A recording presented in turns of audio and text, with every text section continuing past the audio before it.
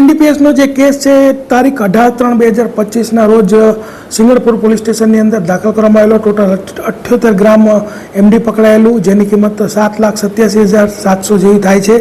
તેમાં જે તે વખતે ગાડીની અંદરથી અલ્પેશ મિયાણી કરીને જે શકદાર જે છે એને પોલીસ દ્વારા એરેસ્ટ કરવામાં આવેલો. ત્યારબાદ આ તપાસ જે છે એસઓજીને ટ્રાન્સફર કરવામાં આવેલી. ત્યારબાદ એસઓજીએ જે ડ્રગ્સ જેની પાસેથી જે અલ્પેશ મિયાણીનો જે પાર્ટનર છે ચિરાગ ગોટી, એણે જેની પાસેથી ડ્રગ્સ મગાવી હતી એ બે વ્યક્તિઓ અને એને જે મૂળ સપ્લાયર હતો ત્રણેયની કડી શોધી કાઢેલ. અને ત્યારબાદ અલ્પેશ મિયાણી જે છે નિર્દોષ છે એ ફાઇનલ ભરેલ, પરંતુ કોર્ટે મંજૂર નહીં રાખેલ. ત્યારબાદ તપાસ જે એસીપી કક્ષાના અધિકારીને ટ્રાન્સફર કરેલ અને જેઆર દેસાઈ એસીપી જી ડિવિઝનને તપાસ ટ્રાન્સફર કરતા તેઓએ અલ્પેશ મિયાણી જે ચિરાગ ગોટી છે એનો ભાઈ નિરાત ઉર્ફે લાલુ ઘનશ્યામ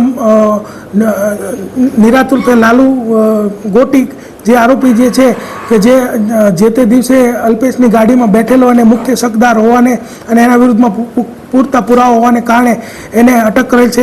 તે ઉપરાંત જે મોહમ્મદ હમઝા ઉર્ફે રિઝવાન બાદશાહ કે જે મુખ્ય ડ્રગ્સનો સપ્લાયર હતો, આ જે પકડાયું છે એમડી એનો, તો એ સપ્લાયરને પણ એરેસ્ટ કરવામાં આવેલું છે. અને આ આખું જે ષડયંત્ર રચનાર અને પ્લાન કરનાર ચિરાગ ગોટી કે જે અત્યારે નાસ્તો પડતો છે એને વોન્ટેડ જાહેર કરી અને આગળની તપાસ ચાલુ છે.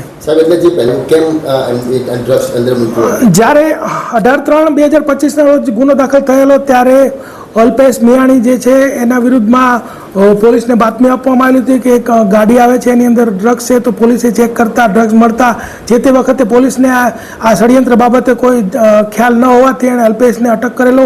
પરંતુ ત્યારબાદ વિવિધ રજૂઆતો થતાં અને એસઓજીને તપાસ ટ્રાન્સફર કરતાં એસઓજી એમાં ઝીણવટભરી તપાસ કરી અને જે ચિરાગ ગોટીને ડ્રગ જેણે સપ્લાય કર્યું એ આખી ચેન શોધી કાઢી અને વિવિધ હ્યુમન રિસોર્સિસ, વિવિધ ટેકનિકલ એનાલિસિસ કરી અને આખું સત્ય બહાર આવ્યું. ત્યારબાદ જેઆર દેસાઈની તપાસ ટ્રાન્સફર કરતા અલ્પેશનો ભાઈ નિરાત એને અને જે મુખ્ય જે સપ્લાયર હતો ડ્રગ્સનો, બંનેને ધરપકડ કરવામાં આવી છે.